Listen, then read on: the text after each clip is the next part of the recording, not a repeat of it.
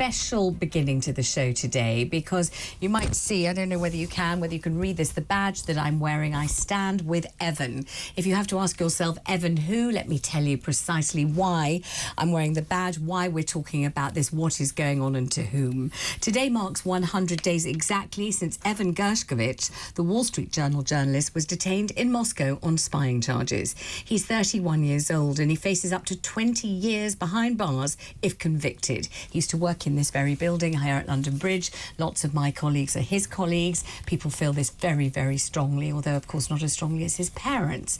His father says he knows no reason why he would see his son again because there doesn't seem to be any progress being made with Evan's release at all. I'm delighted to welcome to the studio Gráinne McCarthy, the Chief Digital Editor from the Wall Street Journal. Hello there. Hi there, thanks for having me. It's a pleasure to have you, but not a pleasure to talk about this. I'm walking into the building today, the News UK building. There are pictures of Evan everywhere, and very many of our colleagues know him well, remember him, have worked with him. He's a very real person to us here, and he's a young guy to have been locked up in this way. So tell us a little bit about Evan. What kind of a person is he? What's his history? And how on earth does he come to be locked up in Russia? Yeah, like we this? feel it very keenly here in this London building, in this London newsroom, because the Journal is also based in this building, because that's where Evan started. He's a young American reporter. He's American born and raised.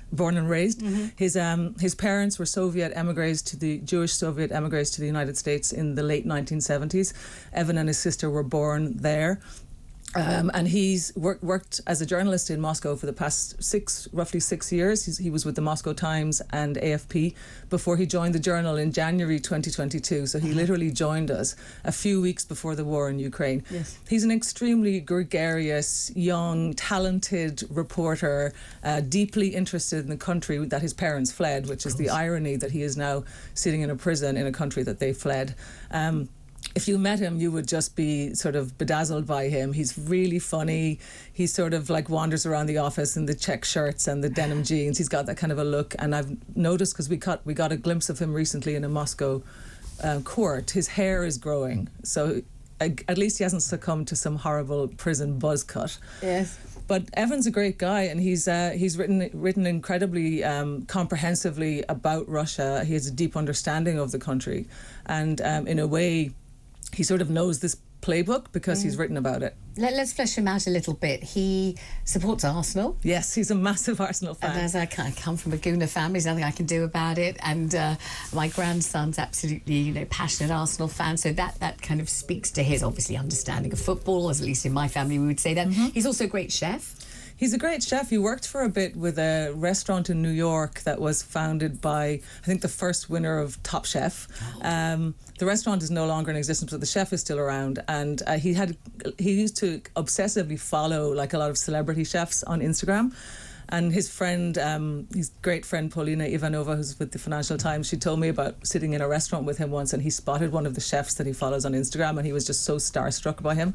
He loves spicy food. He loves food that's kind of associated with culture. He was a big fan of Anthony Bourdain as well. And, we're actually thinking about some way we can kind of get a bit of recognition going for Evan as a chef. We don't want people to think of that Evan is a one-trick pony. That's why I said let's flesh him out a bit, because he's an actual person with real personality, with many interests, with charm, with wit, with savoir-faire, a very good journalist.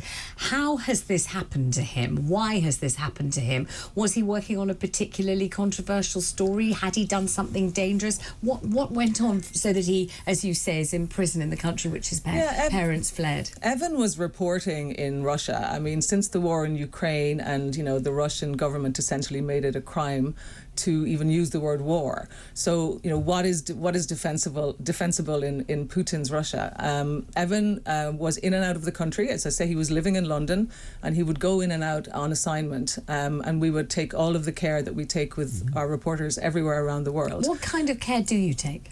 We have a pretty good security setup. We have people who work 100% on security. We take every reporting assignment very seriously. And I've worked at the paper for a long time, and I think we are among the best in class. Right. But, Evan was reporting on Russia, and I don't think it really matters what the story was that he was reporting on at the time. I think in Putin's Russia, it's become a very dangerous place for journalists. They don't really want people writing about what's going on. And it's been so striking for many of us and so really kind of emotionally draining the past couple of weeks where we've seen this insurrection by the Wagner leader, Yevgeny Prigozhin, in Russia. Yeah. And this is the type of story Evan would be front and centre in leading our coverage on.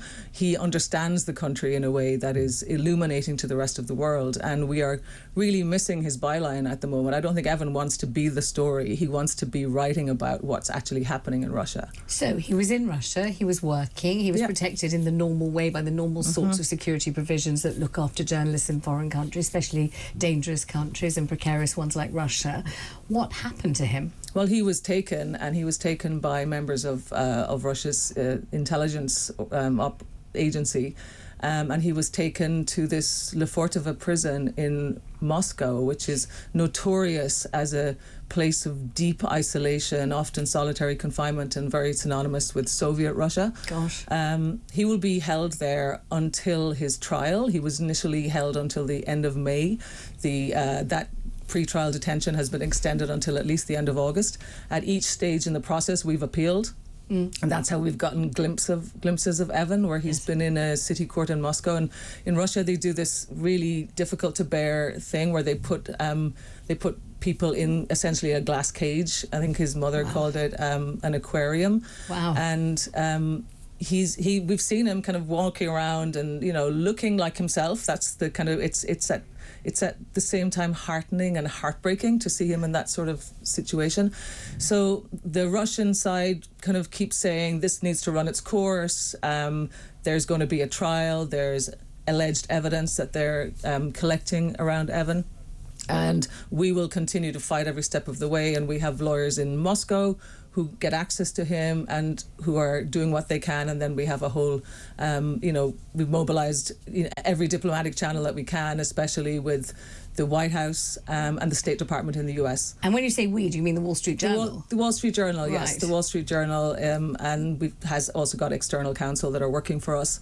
There has been this unfortunate track record in countries like Russia of taking people as sort of political pawns and using them as potential hostage exchange candidates. Yes. The US even has established a special office under the auspices of the White House that deals with hostage diplomacy. That's become it's something that people are actually studying now. So hostage people diplomacy. wonder what you mean by hostage diplomacy, basically swapping hostages with another country. We saw Brittany Griner's a US basketball star who had been detained in Russia for 9 months, and she was exchanged for a Russian arms dealer who was in prison in the United States. Yes.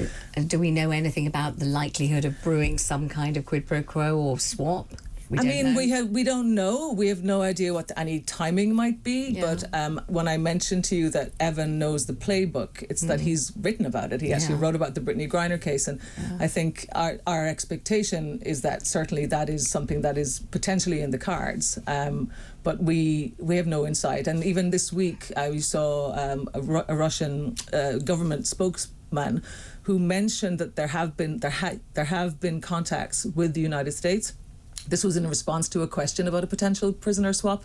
He didn't mention Evan's name, and we didn't really know what to make of it, because the Russians keep saying the trial needs to run its course, and and that nothing can happen. And that could mean absolutely anything. There's no time limit. These trials could take months. They can extend Evan's detention for as long as they like. Right. We're not operating in a society that respects the rule of law. What do you think about Evan's personality and the possibility of solitary confinement, or this punitive prison that he's in, that he will have known exactly what it was before he even got in it? So it must have been full of dread at the thought of being retained and detained there, and now he's still there. And is he? Do you think he's got the kind of personality that has the resources to deal with that sort of confinement? I guess we could all ask ourselves the question. Well, I know I would like to be dissolving within about half an hour. I couldn't stand it. We have been blown away by Evan and his. As I say, we haven't been able to have direct contact with him, but there is a large letter writing campaign. His friends have been incredibly active as well, and